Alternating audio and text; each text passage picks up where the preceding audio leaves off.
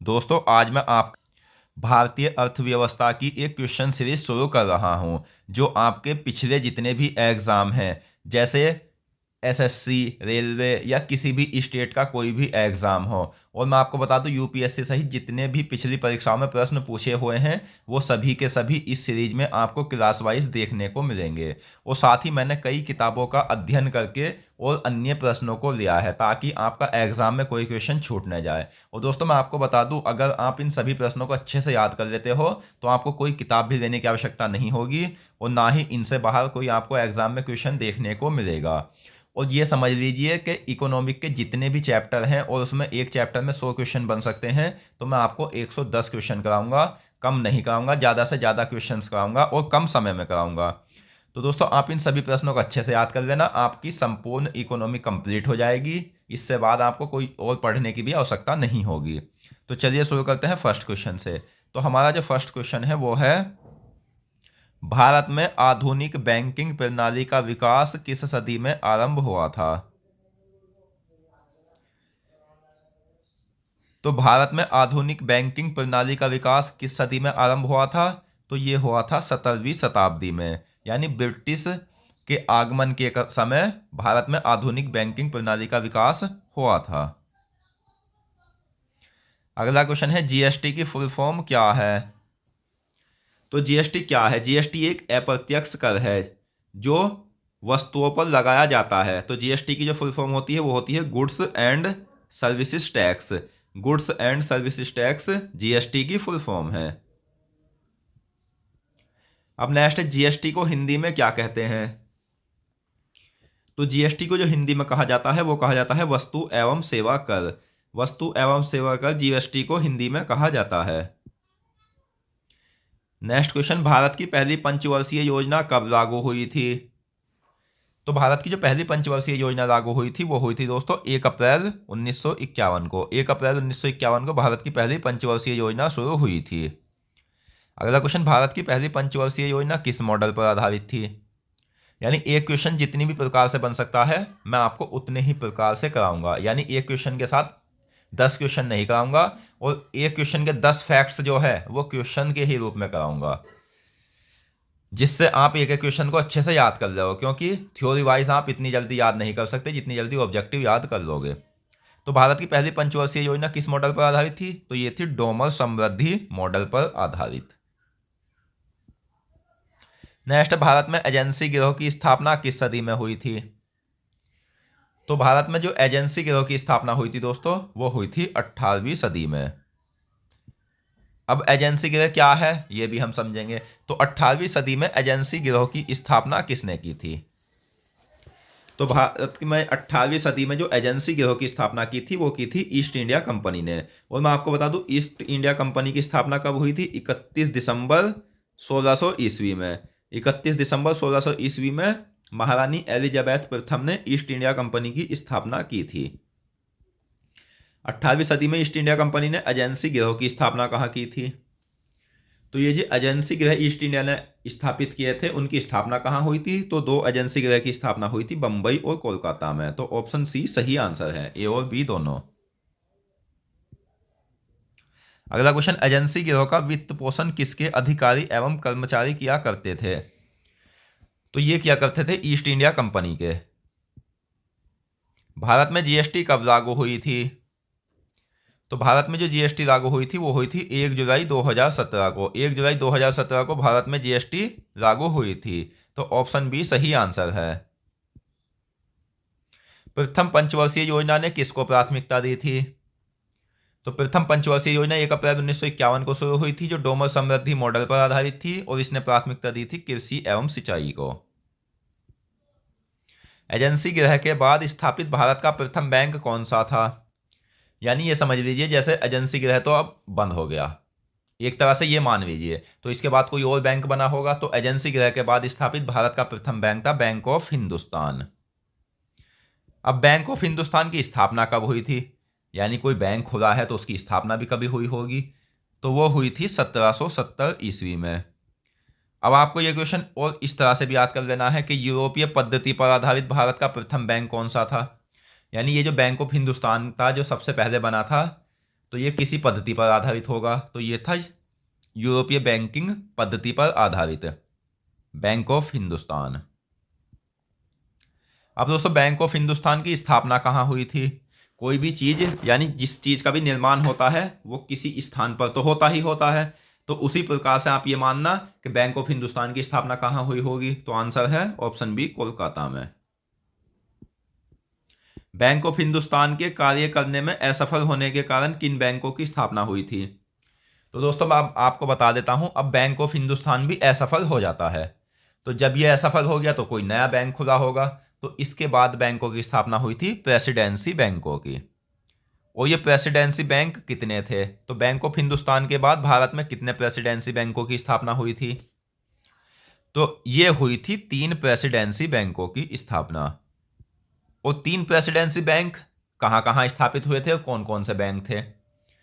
तो पहला बैंक था बैंक ऑफ हिंदुस्तान, दूसरा था बैंक ऑफ बॉम्बे, तीसरा था बैंक ऑफ मद्रास। तो आंसर है सभी। यानी बैंक ऑफ हिंदुस्तान के बाद भारत में 3 प्रेसिडेंसी बैंकों की स्थापना हुई थी, जो bank of Bengal, bank of Bombay और बैंक ऑफ मद्रास था। बैंक ऑफ बंगाल की स्थापना कहां हुई थी?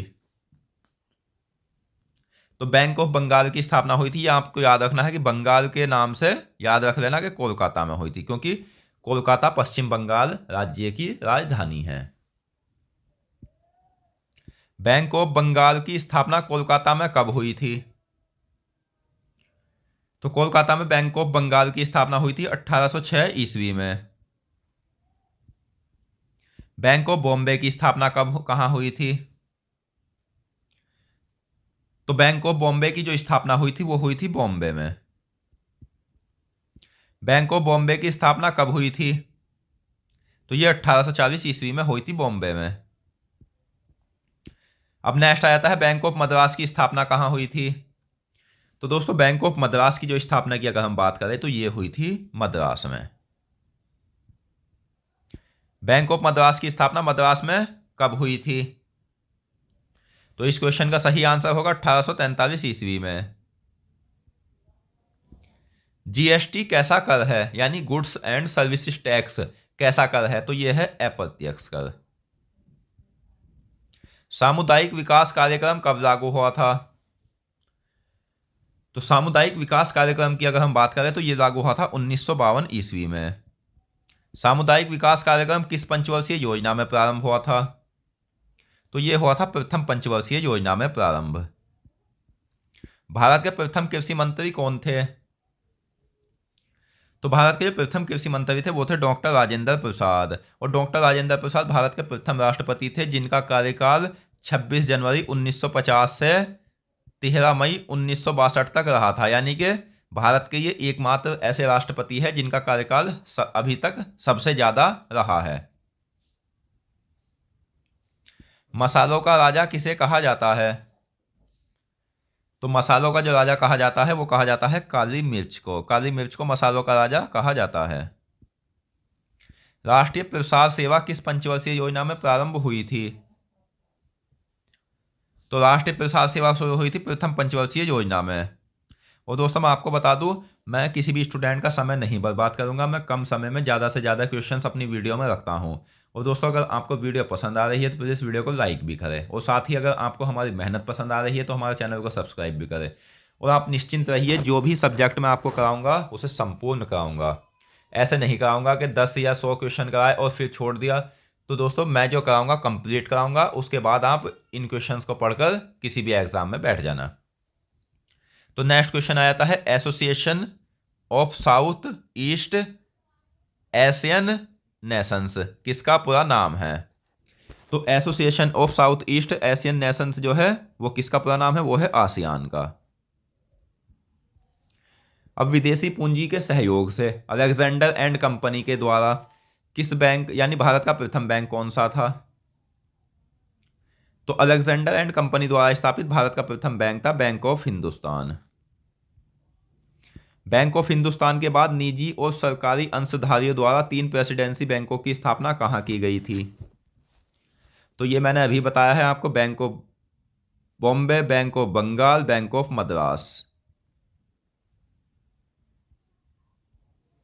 अगला क्वेश्चन है, भारत में जीएसटी को कुल कितने भागों में बांटा गया है? तो भारत में जीएसटी को बांटा गया है कुल 4 भागों में, और वे 4 भाग कौन कौन से होते हैं? तो भारत में जीएसटी जो बांटी गई है, IGST, CGST, SGST, UT GST, इन 4 भागों में बांटी गई है। Integrated goods and services tax, GST किसका पूरा नाम है? तो जीएसटी का वह रूप जिसका पूरा नाम है integrated goods and services tax, वो होता है आईजीएसटी। एकीकृत वस्तु एवं सेवा कर जीएसटी का कौन सा प्रकार होता है?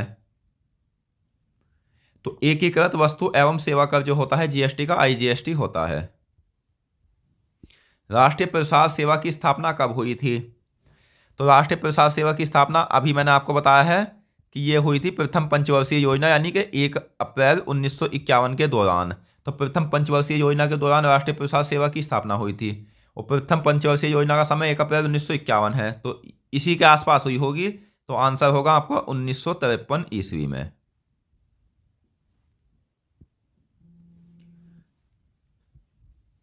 अगला क्वेश्चन, 3 प्रेसिडेंसी बैंकों कोलकाता, मुंबई और मद्रास को मिलाकर किस बैंक की स्थापना हुई थी? तो ये जो 3 प्रेसिडेंसी बैंक थे, अब इन तीनों को एक जगह मिला दिया गया। ये भी ऐसा मान सकते हैं आपके जैसे कार्य करने में मानव असफल हो रहे होंगे, तो इन तीनों को एक जगह मिला लिया गया और इन तीनों को मिलाकर एक जगह एक ही बैंक की स्थापना हुई। और वो कौन सा बैंक था? तो वो था दोस्तों इंपीरियल बैंक ऑफ इंडिया। अब बात आती है कि इंपीरियल बैंक ऑफ इंडिया की स्थापना कब हुई थी, यानी इन तीनों बैंकों को एक साथ कब मिलाया गया था? तो सही आंसर होगा आपका 1921 ईस्वी में। अगला क्वेश्चन है, दक्षिण पूर्वी एशियाई राष्ट्रों का संघ किसका पूरा नाम है? तो दक्षिण पूर्वी एशियाई राष्ट्रों का संघ है आसियान का पूरा नाम।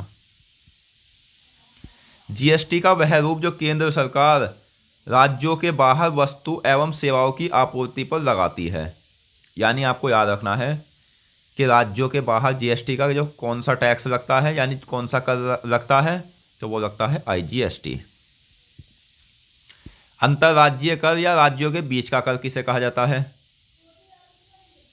तो ये जो कर लगता है दोस्तों, जैसे 2 राज्य हैं, उत्तराखंड मान लो, उत्तर प्रदेश मान लो, तो इन दोनों की वस्तु जो आदान प्रदान होगी एक दूसरे में, तो इन पर जो लगेगा ये लगेगा अंतरराज्यीय यानी आईजीएसटी कर। आईजीएसटी किसके द्वारा लगाया जाने वाला कर है? तो आईजीएसटी जो लगता है वो केंद्र सरकार के द्वारा लगाया जाने वाला कर है। विश्व में सर्वप्रथम औद्योगिक क्रांति कहाँ हुई थी? तो विश्व में सर्वप्रथम औद्योगिक क्रांति हुई थी इंग्लैंड में। भारत में प्रथम औद्योगिक नीति की घोषणा कब हुई थी? अब ये समझ लीजिए कि विश्व में तो सबसे पहले औद्योगिक क्रांति की घोषणा हुई थी इंग्लैंड में, अब भारत में भी हुई होगी। तो भारत में हुई थी दोस्तों इसकी स्थापना 6 अप्रैल 1948 को। भारत में औद्योगिक नीति की घोषणा 6 अप्रैल 1948 को हुई थी। और पहली औद्योगिक नीति की घोषणा किसने की थी? तो ये की थी श्यामा प्रसाद मुखर्जी, जो कि एक मंत्री थे। स्टेट बैंक ऑफ इंडिया की स्थापना कब हुई थी? तो स्टेट बैंक ऑफ इंडिया को पहले इंपीरियल बैंक ऑफ इंडिया के नाम से जाना जाता था। तो इंपीरियल बैंक ऑफ इंडिया का जो राष्ट्रीयकरण हुआ था वो 1 जुलाई 1955 को हुआ था। तो 1 जुलाई 1955 के बाद इंपीरियल बैंक ऑफ इंडिया को स्टेट बैंक के नाम से जाना लगा था। इंपीरियल बैंक ऑफ इंडिया का नाम बदलकर क्या रखा गया? तो भारतीय स्टेट बैंक।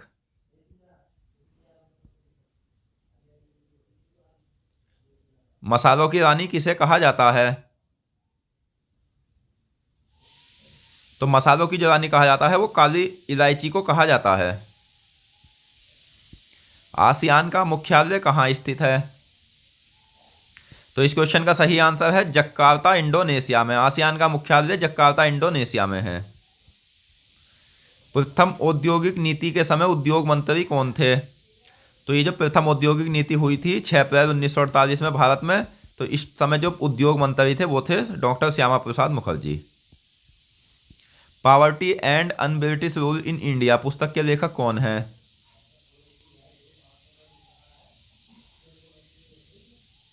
तो poverty and un-British rule in India पुस्तक के लेखक है दादा भाई नारोजी।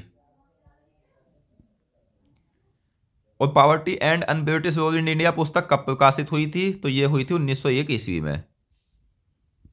जीएसटी कर को किस नारे के साथ लागू किया गया था? यानी जीएसटी जो टैक्स है उसे किस नारे के साथ लागू किया गया था? वन नेशन वन टैक्स, यानी कि एक राष्ट्र एक कर के रूप में। आयकर कैसा कर होता है? तो आयकर होता है दोस्तों अप्रत्यक्ष कर। सॉरी दोस्तों, आयकर प्रत्यक्ष कर है, जीएसटी होता है अप्रत्यक्ष कर। वह कर जो किसी व्यक्ति द्वारा गत वर्ष में अर्जित प्राप्त आय पर केंद्र सरकार द्वारा वसूला जाता है। तो आपको याद रखना है कि ये जैसे मान लो 2020 में किसी व्यक्ति ने 2 लाख रुपए कमाए, एक मान सकते हैं। अब 2021 में हुआ तो ये जो 2021 में जो टैक्स लगेगा वो 2020 में की कमाई पर लगेगा, और ये लगाया जाता है केंद्र सरकार द्वारा। तो आयकर सही आंसर है। एक असैनिक गैर सुरक्षात्मक आर्थिक तथा सांस्कृतिक क्षेत्रीय संस्था कौन सी है? तो एक असैनिक गैर सुरक्षात्मक आर्थिक तथा सांस्कृतिक संस्था है आसियान। बैंकॉक घोषणा द्वारा आसियान की औपचारिक गठन कब हुआ था? तो आसियान का गठन हुआ था बैंकॉक घोषणा द्वारा, और ये कब हुआ था? तो 8 अगस्त 1967 में। 8 अगस्त 1967 में आसियान की स्थापना हुई थी। बैंकों को सीमित देयता के आधार पर स्थापित करने का निर्णय किस वर्ष पारित किया गया था? तो ये पारित किया गया था 1860 में, और इस अधिनियम के बाद अनेक संयुक्त पूंजी वाले बैंक भी स्थापित हुए थे। भाखड़ा नांगल परियोजना किस योजना में शुरू हुई थी? तो भाखड़ा नांगल परियोजना जो शुरू हुई थी वो हुई थी प्रथम पंचवर्षीय योजना में शुरू। निजी एवं सार्वजनिक क्षेत्र के लिए स्पष्ट क्षेत्र का बंटवारा किस नीति के तहत हुआ था? तो ये हुआ था ऑप्शन ए प्रथम औद्योगिक नीति के तहत।